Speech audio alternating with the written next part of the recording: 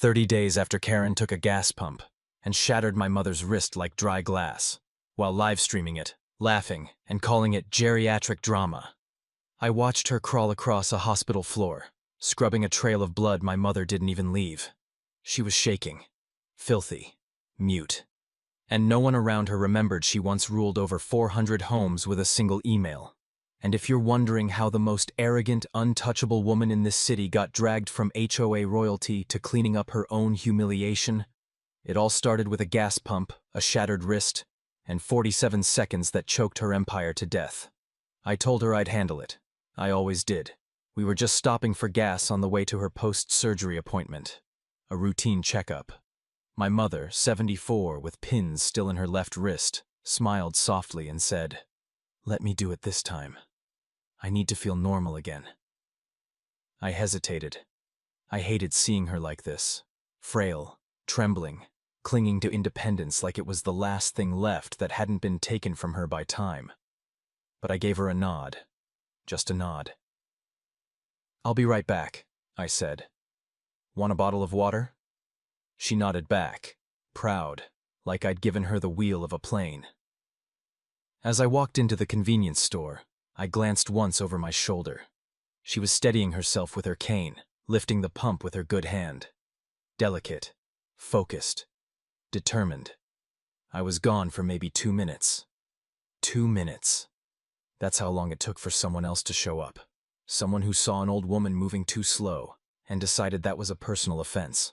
That someone was her.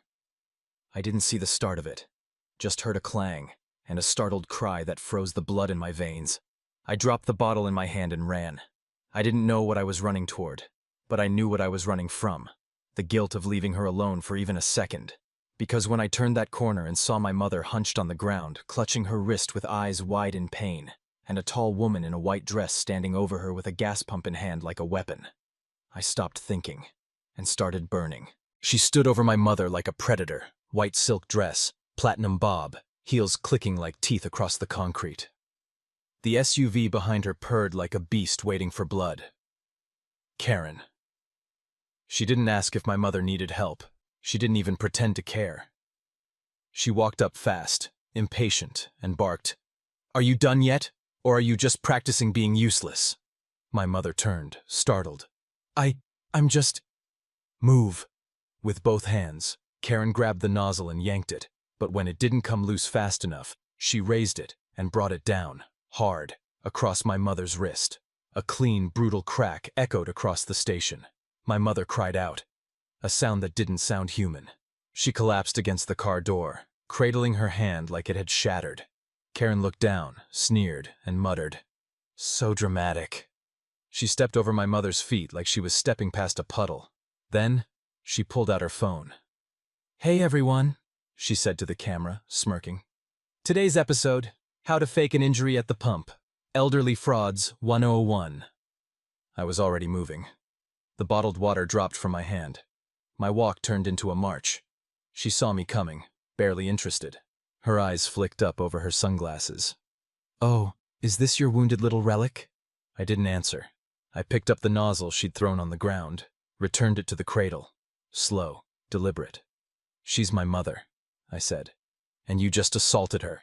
Karen scoffed. "She was in my way. I tapped her. People like her pretend to be helpless to get sympathy." I stepped closer. "You hit a 74-year-old woman with a gas pump. She was taking too long. She was healing from surgery. She shouldn't be driving. You shouldn't be breathing this free." She opened her mouth again, but I was already moving, not running, not yelling, just walking forward, every step heavier than the last. And her little world of silk, gloss, and entitlement, it was about to burn. She didn't trip, she didn't fumble, she aimed, and swung that gas pump like she meant to break bone. If you felt your hands clench reading that, type A6. I need to know I'm not the only one who saw red. She rolled her eyes, actually rolled her eyes, as if I were some mall cop interrupting her manicure. Karen tilted her head and gave me a patronizing smirk. "You're getting aggressive over a little bump? Maybe you should calm down." I didn't respond. Instead, I took one measured step closer. She backed up an inch. "You shattered her wrist," I said, voice steady, low, slicing. She's overreacting. Probably has a pain pill problem, Karen said with a twisted laugh. You know how old people are. One bruise and they think they've been assaulted. I moved again, quicker this time. She flinched, and then she made the mistake that sealed it. She pushed me. Open palm, right on the chest. Not hard, but with that disgusting kind of entitlement that said, "Move, you don't matter." The same push she gave my mother minutes earlier. The same impulse. Only this time, she picked the wrong bloodline. In a blink, I grabbed her wrist, twisted it behind her back, and spun her around with force that stole the breath from her lungs. Her phone dropped. Her glasses slipped. Her voice shrieked. "Hey, let go of me! I'll sue you!" "I'm not done," I growled. My grip tightened. I walked her backwards, fast, until her back slammed into the side of her own SUV. The thud echoed across the lot. She gasped, struggling, but I wasn't hurting her. Not yet, just showing her exactly how weak her power really was. I leaned close, nose inches from her panicked face. "That wrist? The one you just used to hit my mother? You're going to raise it again, but this time, it's going to land on your own face." She blinked, confused. I grabbed her elbow, twisted her arm with surgical precision, and forced her hand upward, palm open, toward her cheek. "Do it. One slap. Right now." "You're insane." "Wrong," I said. "I'm controlled. You don't know what crazy looks like, but you're about to." She resisted, wriggled. I tightened again. "Hit yourself, or I'll make you do it twice as hard." She whimpered, and then, her hand slapped across her own face with a loud crack. Gasps rippled from behind us. The phones were recording now. Karen looked stunned, humiliated, cornered, and I wasn't finished. Not even close. The sound of her hand slapping her own face hung in the air longer than it should have. Even she couldn't believe she'd done it. Karen staggered back a step, eyes wide, chest heaving. Her cheeks flushed with a mix of rage and embarrassment. The white dress, once pristine, was now clinging to her with sweat and gasoline mist. You assaulted me!" she shrieked. "No," I said coldly. "You assaulted a 74-year-old woman. I'm just showing you what that feels like." She lunged forward, trying to slap me this time, but I was done playing reactive. I sidestepped and caught her by the shoulder, spun her, and kicked her knees out clean from behind. She crashed down onto the concrete, hands slapping flat, one heel snapping under the pressure. A small gasp rippled through the spectators. And yes, there were more now. Phones were out, cameras recording. Karen's world was shrinking. I stepped behind her and pressed my boot lightly between her shoulder blades, not enough to injure. Just enough to remind her that every inch of this ground now belonged to me. She squirmed. "Get off of me! I'll call the police!" I leaned down, calm, almost whispering. "Oh, I hope you do. Because when they arrive, they'll find 5 witnesses and 3 angles of footage of you attacking a disabled senior citizen." "You're crazy." "No, I'm precise. There's a difference." I removed my boot and pulled her up just enough so she was kneeling, her ruined dress smeared with oil and dirt. I stepped in front of her, towering, controlled, and seething. "Now let's make something very clear. That hand you used on my mother? You're going to raise it again, and slap yourself 2 more times." She choked on her own breath. "You can't make me." "I'm not asking." I grabbed her wrist again, this time with unshakable force, and brought it upward. Crack. One clean slap. Her own hand, guided by mine, across her face. She whimpered. Crack. Another, louder. One of her earrings flew off and bounced against the curb. "You're a monster," she whispered, tears forming now. I crouched to eye level and said, "No, I'm a mirror. Everything you're feeling, shame, pain, fear, you created it. You earned it. I'm just holding it up so you can see." She collapsed forward, hands trembling, knees scraped and raw.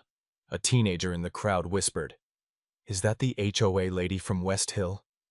Someone else answered, "Yeah, that's her. That's Karen." And just like that, Her name wasn't hers anymore. It belonged to everyone watching her break. I turned toward my mother, still sitting against the car door, watching with calm, weary eyes. It wasn't over yet. But the fall had begun. She stumbled back on her knees, mascara streaking down her face, eyes darting for a lifeline. "Somebody!" she shrieked. "He assaulted me! He forced me to hit myself! Someone call the police!" I stood over her, breathing steady, arms at my sides, every muscle coiled but calm. Around us, the crowd had doubled. Phones were still out, recording. No one moved to help her. A woman in yoga pants whispered, "That's the woman who finds people for having bird feeders." Karen looked around wildly and screamed louder. "Call the police!" "You really want that?" I said, voice quiet but firm. "You want them to come here, right now, while 5 different phones are broadcasting this live to Facebook?" "I don't care!" she barked, wiping sweat and tears off her cheeks with the back of her hand. "You're going to jail. I have connections. I know people in the department." I didn't flinch. I didn't blink. "Then dial." She fumbled for her phone, the one she dropped earlier, cracked screen. I watched her thumbs tremble as she tapped 3 digits. 911. Her voice cracked into the speaker. "Yes, I'm at Fairview Gas on Highway 12. There's a man attacking me. He threw me on the ground and forced me to—" She paused, looked up at me. I tilted my head. "Tell them what you did to my mother." She didn't. She kept lying. "He's violent. He hit me, forced me to kneel. I think he has a weapon.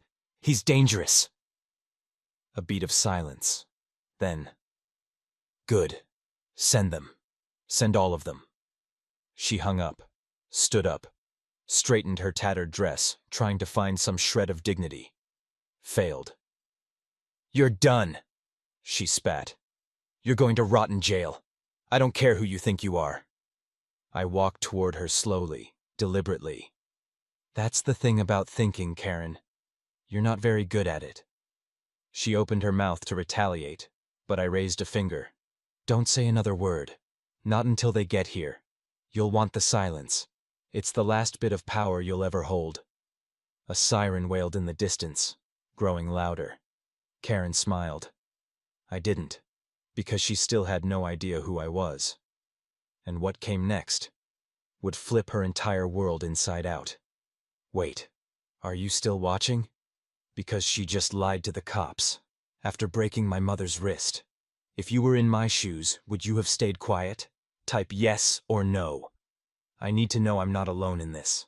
The siren screamed into the station like judgment. Karen stood taller as the cruiser pulled up, or at least she tried to. Her dress was torn, knees scuffed, and one shoe hung by a thread, but she still raised her chin like royalty. The officer stepped out, stocky, middle-aged, sunglasses on, hand hovering over his holster. He scanned the scene, Karen by the pump, wild-eyed. Me, standing still and calm. The crowd, silent and watching. Karen pointed with theatrical flair. "That's him! That's the man who assaulted me!" Her voice hit the air like a firecracker, loud, shrill, desperate.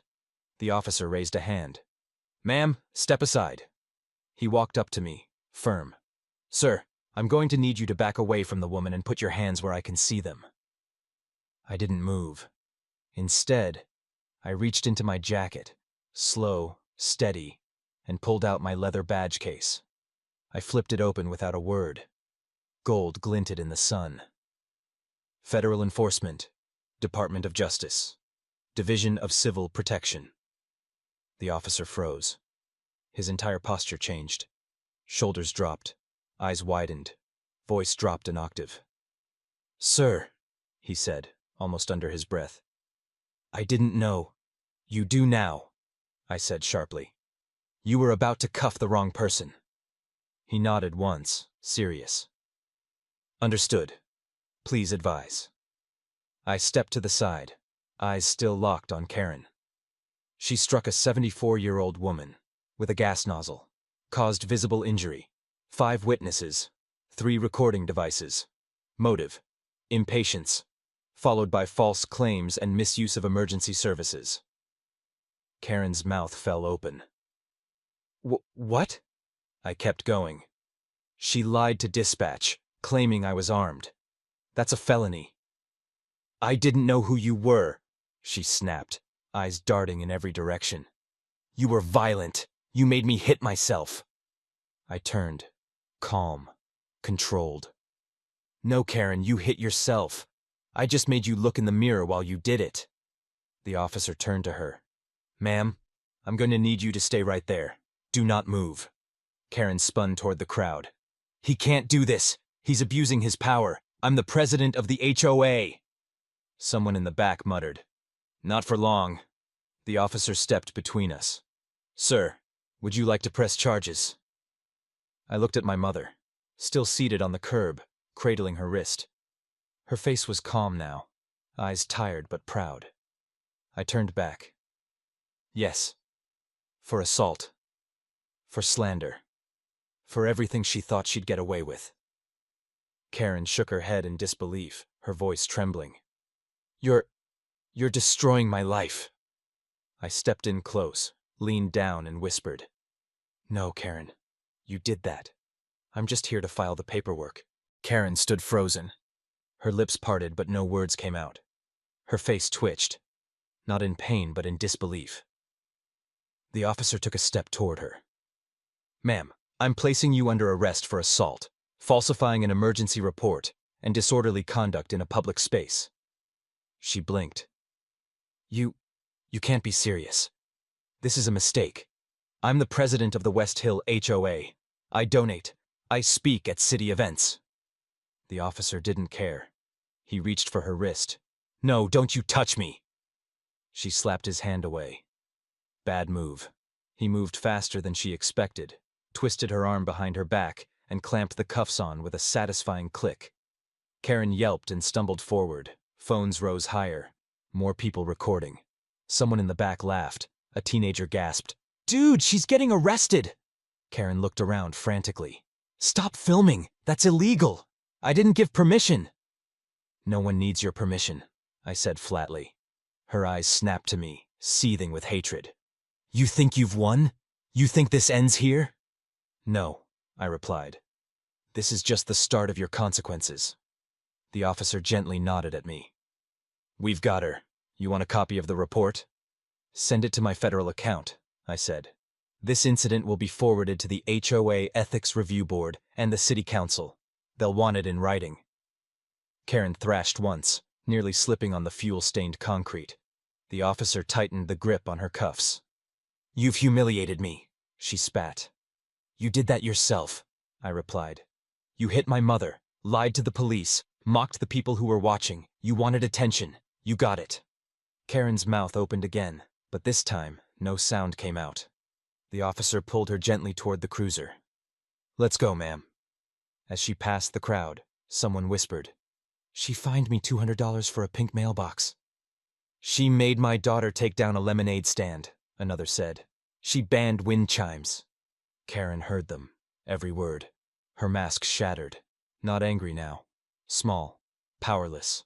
A hollow echo of the woman who once stood tall in a white dress. She was placed in the back of the squad car. The door slammed shut. The cruiser pulled away, taillights cutting through the late afternoon sun. Silence lingered. I turned to the crowd. Thanks for staying. If anyone needs to submit footage, let the officer know. Then I walked to my mother. She smiled faintly. That was more than I expected. I knelt beside her, gently took her hand, and said, She wanted to teach someone a lesson today, Mom. I just made sure it wasn't you. 3 days later, the video hit 2.4 million views. A grainy cell phone clip. Karen in her white dress, kneeling on the fuel-stained concrete, sobbing, slapping herself as I stood over her like a stone. The title was brutal and precise. HOA Karen attacks elderly woman, gets humbled by DOJ agent. It spread like wildfire. HOA forums, local news, Reddit, Facebook moms groups, even TikTok got hold of it. People remixed her meltdown with violin music and clown horns. They looped her line, I'm the president of the HOA, over and over. A meme was born. But online shame wasn't the worst part. The HOA board called an emergency meeting. I didn't need to be there to know what happened. They'd received the footage, the police report, and the ethics complaint. Her name was dragged across every line of misconduct: abuse of power, assault, conduct unbecoming a community official. By the end of the session, Karen Whitmore was officially removed as HOA president of West Hill Estates, permanently. And it didn't stop there. A city council representative issued a public statement condemning her behavior. A local journalist interviewed two families who had previously filed complaints against her but were silenced. Now, they had proof. The story ran on the front page of the Sunday Tribune. Justice at Pump 4, when power meets the pavement. I saw the paper stacked at a diner near the courthouse. I slid a copy across the table to my mother. She looked down at the headline, then up at me with a quiet smile. All that noise, just to avoid saying, "I'm sorry." Meanwhile, Karen disappeared. No press statements, no social media posts. Her gated mansion sat quiet, curtains drawn. HOA members whispered she was hiding out in Palm Springs, hoping the storm would pass. But it wouldn't, because the damage wasn't just legal, it was personal. She lost her title. She lost the respect of her neighbors. She lost the one thing she couldn't buy back: control. And the world kept watching. The following week, I got a manila envelope in the mail. Inside, a folded HOA flyer from last year, advertising Community Honor Week, where Karen's photo took up half the page. A sticky note attached read, "Funny how things age. Thought you'd enjoy this. M." There was no return address, but I didn't need one. I visited my mother the next morning. Her wrist was healing slowly, but her spirit never cracked. We sat on the porch. The sun was warm, peaceful. "You know," she said, "I didn't raise you to be violent." "I wasn't," I replied. "I was thorough." She laughed once, soft but real, then silence, then peace, because justice had been done. Not in courtrooms or board meetings, but right there at the pump, where arrogance met consequence. And lost. A month passed. The noise died down. The memes faded. But the damage, it lingered. Karen hadn't been seen since the HOA meeting. Not at the local market, not at church, not even at the country club where she used to wave her diamond-crusted hand like a royal scepter. Some said she moved out of state. Others whispered she'd been quietly admitted to a clinic for stress and psychological recovery. But I didn't care. I wasn't tracking her downfall. I was taking care of my mother. That morning, I drove her to her physical therapy appointment. She was moving easier now, still favoring her right hand, but stronger, clearer, lighter. We stopped at a different gas station on the way home. No memories, just quiet. While I pumped the fuel, she sat inside the car, humming softly to an old tune on the radio. That's when I saw her. Not a Range Rover this time. A battered gray sedan pulled slowly into the lot. Dusty, dented, the paint flaking off like sunburn. No glamour. No entitlement. Just anonymity. She stepped out. Karen. No heels, no silk, no pearls. Just sweatpants, an oversized hoodie, and eyes that looked permanently lost. She didn't recognize me at first. Her shoulders hunched, her head down. She shuffled to the windshield wiper station, grabbed the squeegee with trembling fingers, and started cleaning a stranger's car window. Not even her own. That's when our eyes met. She froze. I didn't move. Her lips parted, then shut again. She looked like she might cry, or curse, or beg. But she did none of those things. She turned back to the glass, scrubbing harder, smearing soap in circles, trying to disappear into the motion, trying not to exist. My mother leaned slightly forward in her seat. She saw her too, said nothing, just watched. Karen finished the windshield, turned. Another man gestured to his SUV. She jogged awkwardly over, squeegee still in hand. I stepped inside the car, sat down. My mother didn't ask. She didn't need to. We sat there in silence, two generations of survivors.